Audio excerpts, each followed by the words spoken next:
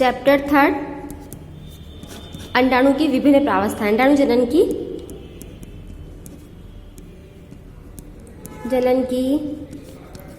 विभिन्न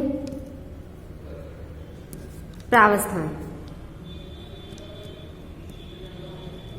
ठीक है, अब सबसे पहले अंडाणु जनन की विभिन्न प्रावस्थाएं है, तो इसमें अंडाणु जनन की डेफिनेशन लर्न करेंगे।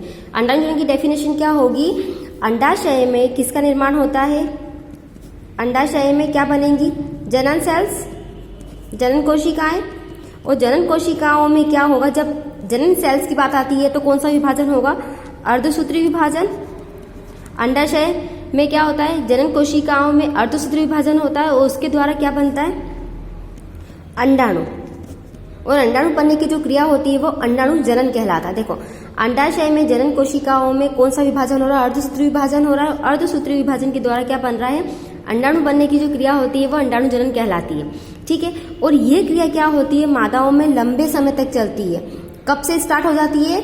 जब मादा जो रहती है वो भ्रूणी अवस्था में रहती है।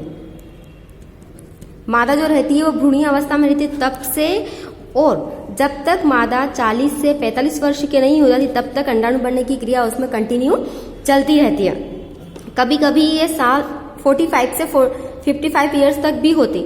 ठीक है, और एक महीने में केवल एक ही अंडाणु क्या होता है? परिपक्व होता है। ये जो अंडाणु है जो अर्धसूत्री विभाजन के द्वारा जनन कोशिकाओं में बन रहा है, और यह जो क्रिया है मादा में लंबे समय तक चल रही है, तो इसमें क्या होता है कि एक महीने में केवल एक ही अंडाणु परिपक्व होता है। ठीक है, और अंडाणु बनने की क्रिया जो रहती है वह मादाओं में ऋतुस्राव चक्र से भी संबंधित होती है। किससे संबंधित होती है? ऋतुस्राव चक्र से। हम लोगों ने पहले पढ़ चुके हैं इसको।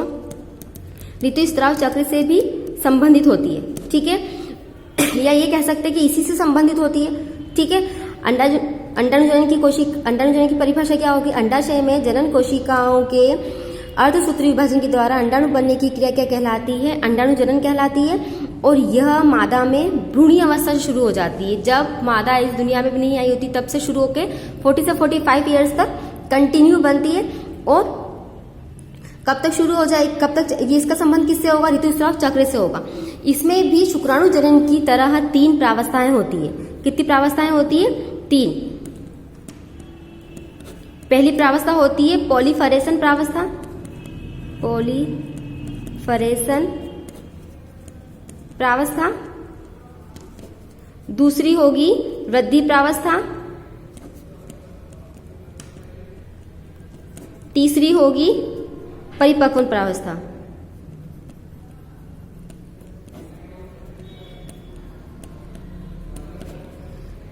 ठीक है, कौन कौन सी प्रावस्थाएं होगी? पॉलीफरेशन प्रावस्था, वृद्धि प्रावस्था और परिपक्वन प्रावस्था। पॉलीफरेशन प्रावस्था सबसे पहले। इस प्रावस्था में क्या होता है? पॉलीफरेशन प्रावस्था। ठीक है, अब देखो इसमें क्या होगा? इस अवस्था में क्या होता है? यह अवस्था कब शुरू हो जाती है? यह अवस्था जब मादा फीटस अर्थात मां के गर्भ में 6 माह की होती तभी। यह पॉलीफरेशन प्रावस्था कब स्टार्ट हो जाती है? जब मादा फीटस जो रहती है वो मां के गर्भ में कितने महीने की होती है? मादा फीटस मां के गर्भ में 6 मंथ की होती है। 6 मंथ की होती तभी शुरू हो जाती है। इस अवस्था में अंडाशय के जनन स्तर की कोशिका विभाजित होकर अंडाशय की गुहा में कोशिका गुच्छा बनाती है, जिसे पुटिका कहते हैं। क्या होता है कि यह अवस्था कब शुरू हो जाती है? जब मादा फीटस जो रहती है मां के गर्भ में 6 महीने की होती तभी से शुरू हो जाती है। और क्या करती है ये कि अंडाशय के जनन स्तर की कोशिकाएं विभाजित होकर, अंडाशय की जो जनन कोशिका जो हमने यहाँ पढ़ी थी, जनन कोशिका जो रहती वो क्या करेगी? कोशिका विभाजन करके अंडाशय की गुहा में, जो गुहा होती है उसमें क्या कर लेंगी? कोशिकाओं का गुच्छा बना लेंगी। किसका? सेल्स का ग्रुप बनाएंगी, गुच्छा बना लेंगी, जिसे क्या कहा आपने? पुटिका। पुटिका या फॉलिका। ठीक है, पुटिका कहा। इस पुटिका की एक कोशिका इसी अवस्था में बड़ी होकर क्या बनाती है? उगोनिया। इसमें कोशिका गुच्छा बना है जिसे अपने क्या बोला? पुटिका बोला। और पुटिका क्या होती है कि इसी अवस्था में थोड़ी सी बड़ी होकर आकार में क्या हो जाएगी? बड़ी हो जाएगी और क्या बना लेगी? उगोनिया।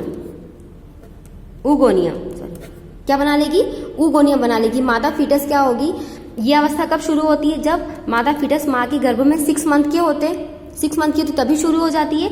और इस अवस्था में क्या होता है कि अंडाशय की जनन स्तर जो रहता है, अंडाशय का जो जनन स्तर रहेगा, जनन स्तर की जो सेल्स रहेंगी वो क्या करेगी, विभाजित होगी, और विभाजित होने के बाद क्या करेगी, अंडाशय के गुहा में एक कोशिका का गुच्छा बनाएगी जिसे पुटिका कहते हैं। और इसी पुटिका में से एक सेल क्या करेगी, विभाजित होकर या बड़ी होकर क्या करती है, oogonia बनाती है।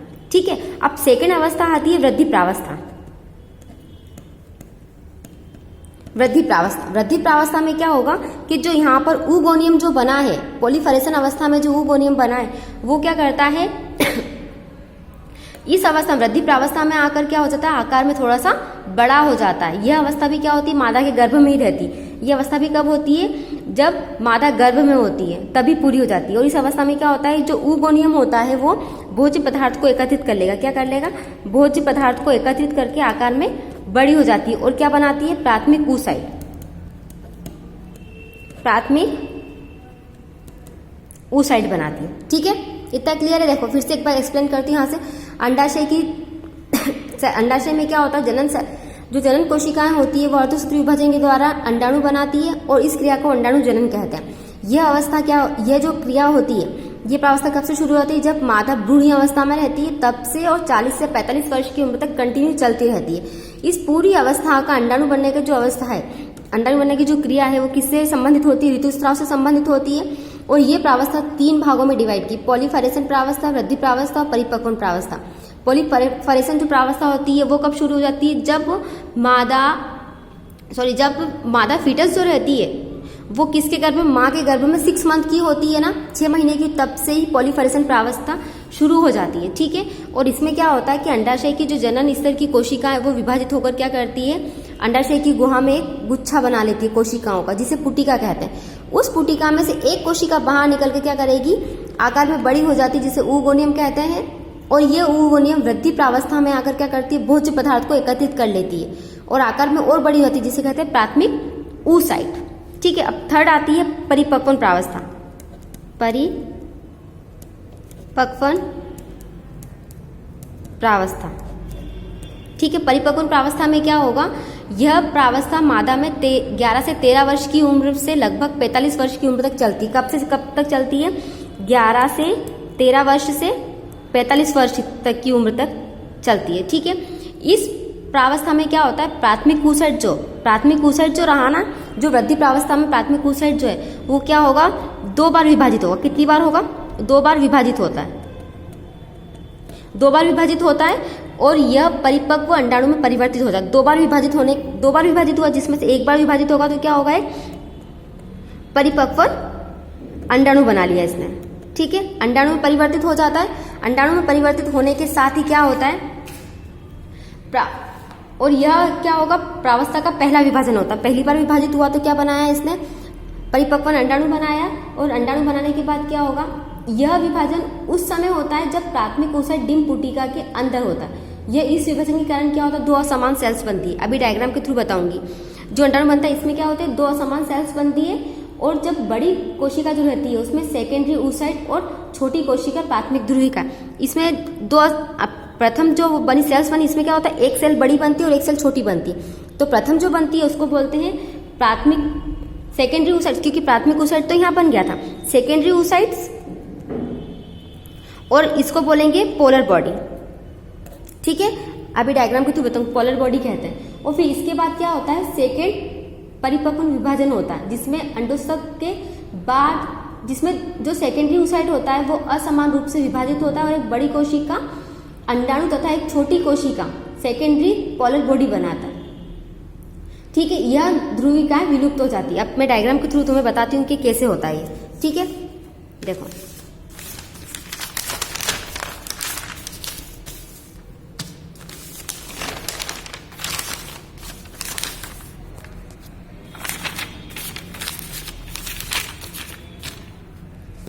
सबसे पहले क्या हुआ, अंडाणु जनन की क्रिया हुई, जिसमें प्राइमरी जर्म सेल्स बनी। इसमें क्या होता है कि जो 3 प्रावस्था आपने पढ़ी उसमें से पहली प्रावस्था कौन सी थी? पॉलीफरेशन प्रावस्था थी। पॉलीफरेशन प्रावस्था में क्या हुआ था, यह अंडाशय की यह अवस्था कब शुरू हुई थी? जब मादा फीटस अर्थात माँ के गर्भ में लगभग 6 माह की होती है। इस अवस्था में क्या होता है, अंडाशय, इस अवस्था में क्या होगा, अंडाशय की जनन स्तर की जो कोशिकाएं थी वो विभाजित होती थी, और विभाजित होने के बाद क्या हुआ, उन्होंने अंडाशय की उसमें कोशिका गुच्छा बनाया, और कोशिका को गुच्छा बनाने के बाद क्या हुआ कि उसमें जब विभाजन हुआ, देखो विभाजन हुआ तो विभाजन में क्या हो गया कि सबसे पहले उन्होंने क्या बनाया, ऊगोनियम बनाया, है ना। कोशिका गुच्छा तो उसमें सेल्स निकली और आकार में बड़ी हो गई। बड़ी होने के बाद क्या हुआ, इसमें बड़ी होने के बाद क्या हुआ, उन्होंने ऊगोनियम बनाया। ठीक है,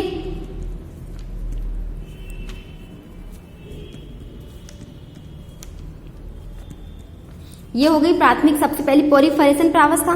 पॉलीफरेशन प्रावस्था में क्या था कि यह अवस्था कब हो जाती है, जब मादा फीटस जो होती है माँ के गर्भ में 6 मंथ की तभी हो जाती है। इसमें जो कोशिका गुच्छा बनाती है उसमें से एक कोशिका निकलकर आकार में बड़ी हो जाती है, जिसे बोलते हैं ऊगोनियम।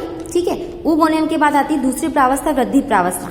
कौन सी आती है, वृद्धि प्रावस्था। वृद्धि प्रावस्था में क्या था कि एक सेल क्या होती है, अलग होकर भोज्य पदार्थ को एकत्रित करके आकार में बड़ी हो जाती है। क्या हो जाती है, आकार में बड़ी हो जाती है, जिसे अपनों ने क्या बोला था, प्राथमिक ऊसाइट, मतलब प्राइमरी ऊसाइट।